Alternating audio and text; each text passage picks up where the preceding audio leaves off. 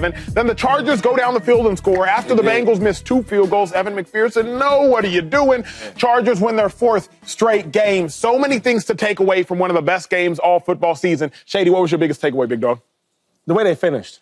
I watched plenty of games where they put points up, right? They're up early, and they lose the game. Matter of fact, their last playoff appearance. I watched Justin Herbert had a phenomenal year that year, right? Putting all this offensive points up, yards up. Yeah. And then you get to the end of the game and you lose when you were up big. They didn't do that last game. And that's a lot to do with Justin Herbert, experience-wise, growing as a young quarterback, and also Harbaugh. Harbaugh is balling, yo. Man.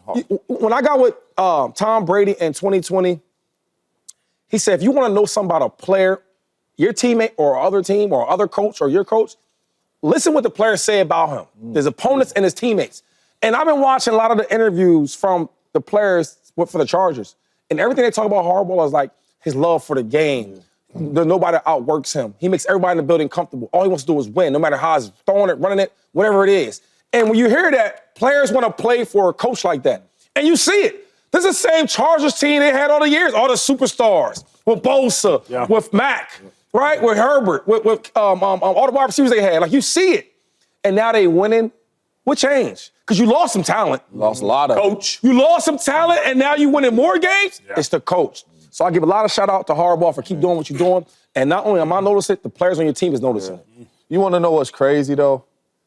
The Chargers have not shown us anything that they're capable of winning them type games yesterday. That's true. They always lay eggs in those type games. Come on now. I was really sitting there watching the game, and as Joe Burrow was balling, coming back, making the comeback, him, Chase T. Higgins, I'm like, Harbaugh's not losing this game. That was my first thought.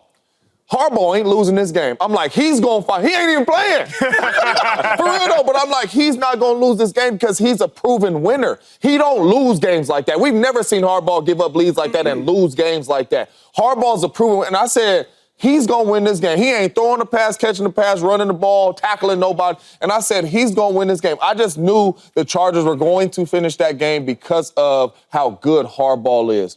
They are really, really coached well. He's finding out more and more about his team. He is putting the football in his superstar quarterback's hands. And I'm not saying he's making every play, but he's making the plays.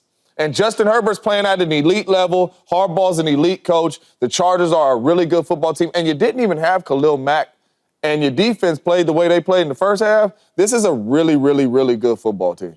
Hey, James, it's real quick before Chase goes. It's so funny, though, when you talk about, like, loving the game for the coach. Because every coach says they love the game, but you can tell the difference. Sir. Andy Reid, he's sleeping overnight in his office. And he ain't no little dude. No question. But Frank Gore, one of my best friends, he said, yo, this is why I knew Harbaugh was different. He said, our first padded practice, he said, this brother come out there with pads on. Like, dog, you not playing no more. But that's how much he loved the game, and you can see it. No doubt. Players are responding. This one hits a little different for me because I finished my career there. I played in 21 and 22, retired after the 22 season. And for me, it's these Chargers are not the same old Chargers that we're used to, that I'm used to. And honestly, you got to give ownership some credit. I wasn't going to do this, but you got to give ownership some credit because the Chargers fans and the Chargers fan base, it's big down here. We're in California, right? There's a lot of Chargers fans. They were so sick and tired of being sick and tired because they couldn't win. They weren't spending the money to get the right person to run the organization. Fast forward to this past year, when they go out, they spend a lot of money on Jim Harbaugh, right? And he gets them going right. But I was a part of the 2022 Jacksonville Jaguars Chargers game. We were down. We were up 35. Where was your leadership at, Chase? Halftime. It's the worst loss in playoff history that come from behind. And so to see them, because I was watching the game last night, and I'm like, man, what's got to change? And what changed was Justin Herbert. The last 6 games, really since week 6, Herbert's averaging 262 yards passing, has 9 total touchdowns, 0 interceptions. He started off really hot and then went into a lull. There were 7 straight incompletions. But to Shady's point, to James's point, they found a way to win the game. 2 huge completions right here to Ladd McConkey to get into field goal range. I'm telling you, years past, they would have lost this game. So I'm super excited for my Chargers people. I still know a lot of people in the building This was a massive win on man. multiple levels for them. Massive, man. You know, I mean, Herbert, Herbert ball. Yeah, absolutely. Yeah. But I remember what we said and what I said when Harbaugh showed up in Los Angeles. I knew it was going to be a different team. Right. Anybody familiar with Harbaugh's career? All of you are obviously at the NFL level. I was even at the collegiate level before the NFL level because he was at Stanford when Andrew Luck was there. That's when I was in college. Harbaugh has changed the Chargers. Harbaugh has changed Justin Herbert. We've talked about it at the macro. I'll say micro really quickly.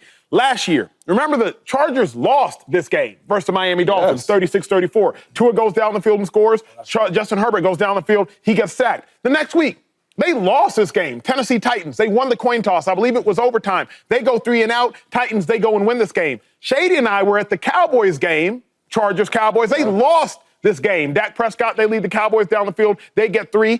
Cowboys end up winning 20-17. Versus the Green Bay Packers, they lost this game. Jordan Love, he gets the touchdown. Justin Herbert, 4th and 1. Chargers, they don't convert. We have not just seen them lose this game superfluously. There are legitimate games that I know y'all have watched, Shady and I have attended, that the Chargers have lost all of these games. But yesterday, they won this game. J.K. Dobbins, he iced it. Justin Herbert, phenomenal performance. And schematically, what the Chargers are doing is absolutely epic. I think the Chargers are 3 pieces away from being elite. Right now, I think they're really good. I think they are an interior defensive lineman, another lockdown pass corner, and I think they're an offensive playmaker away from being elite. You want to know what's crazy, too, and this is signs of a really good football coach? They started this season off jumbo formation, running the air out of the football, Herbert throwing the ball 10 times a game. In the last 6 games, like you said, That's week 6. my man is looking at his roster like, our quarterback is the best player on our football team. And he's doing it with those receivers. And he's doing it with not a lot of talent around out there, and he is playing at a high level. And Harbaugh understood, we not finna get to where we got to go in jumbo. We got to get his dude the ball, and Herbert is rewarded. I like that. You know why? Because every coach can't do that. No. This league, people that they don't know is they don't play, and I want to tell y'all this. A lot of these coaches be super arrogant. That's the reason why, like, 100%. Dale Jones is, like, still there at the Giants and Saquon's not. People are arrogant. And I don't want to change my philosophy. No doubt. I want to run this ball. I want to play great defense. That's how we're going to win. Harbaugh said, no, what? No, we can't win like that. Caleb Williams' performance. I wanted to. I can't. Come on. Oh, Chase, I'm going to talk to you. He the quarterback. I'm going to talk to you. Look at him. Chase, in getting my master's degree in sports psychology, there are 2 types of motivations. Yeah, that is a flex. Yeah, that's a flex. Say it again. Just go ahead and say it again so the world can know. In getting my master's degree in sports psychology, Smart. There's 2 types of orientations you can say. There's task-oriented and goal-oriented. Task-oriented, viewers at home, I'm trying to be better than my former self. All right. Goal-oriented, I'm trying to be better than you. Sports are goal-oriented. Sports are not task-oriented. The objective of sport is to be better than you. Not be better than I was yesterday. That's cool. Snaps. I got to be better than you. Unfortunately for Caleb Williams, once again, he wasn't better than the opponent, but I'm not even talking about the opponent. Here's who I'm talking about. Drake May got better too, and he balled.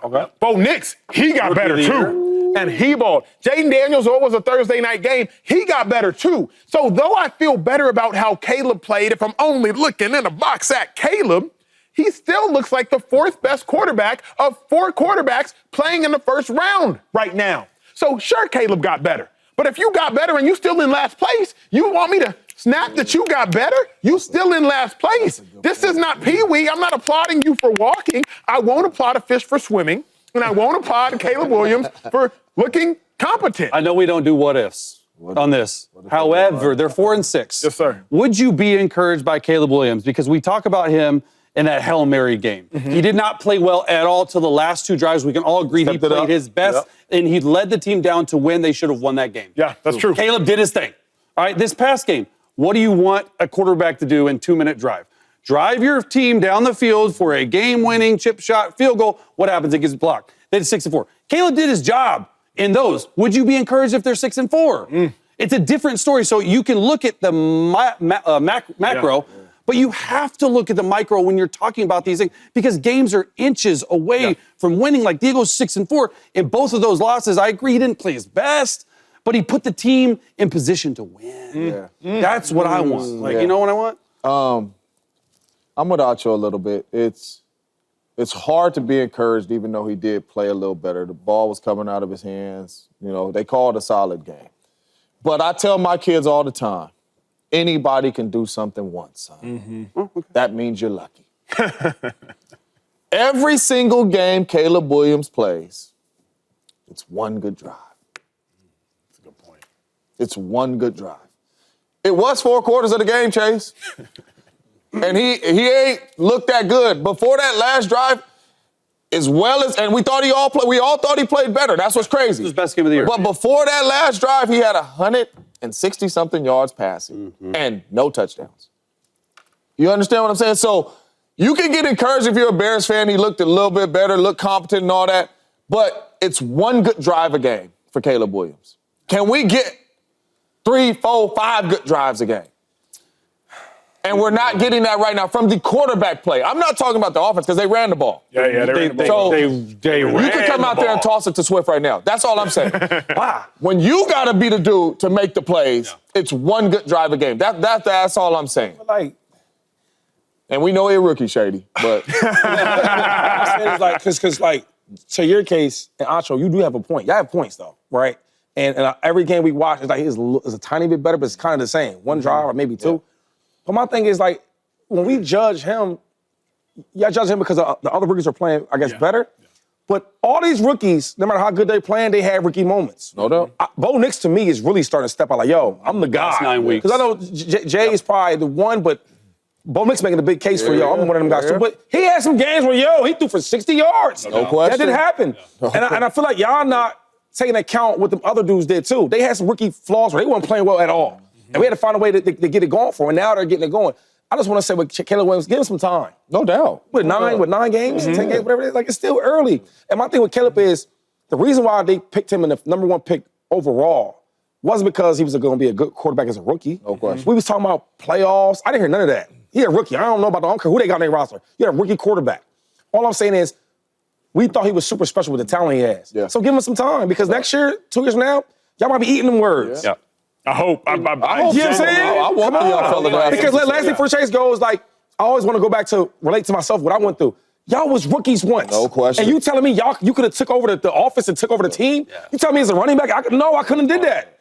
So give him the same grace. It's hard as hell to be a rookie. Man, I want the young fella to ball out 15 games a year. I like it then. I like it too. But I'm just going off of right now. When you watch Bo Nick play, even though he had a 60-yard game, it's games to where he put together complete games and played really well. So he don't give him no credit for the way he took over that last drive? That was phenomenal. I gave him credit. I said it's one drive a game. I did. Well, let me tell you, it is what Chase, what was so special about the last drive? And when I am absolutely encouraged by Caleb Williams because I thought he played the best game of the career. And to James's point, we got some film of the last drive of the game. So maybe you can be I liked it, too. though. I liked it. It's 3rd and 19 right here. It's just like a prayer. You got Rome Odunze in the slot. All they're trying to do is just get past the sticks. By the way, it's 3rd and 19. Stuff's not open right away. You got to scramble. Get outside the pocket. Do what you do. Find it to get into a 4th and 3 right here. And I didn't love this play call, if I'm being honest. Man. He goes to Rome Odunze down here. It's just 4 verts.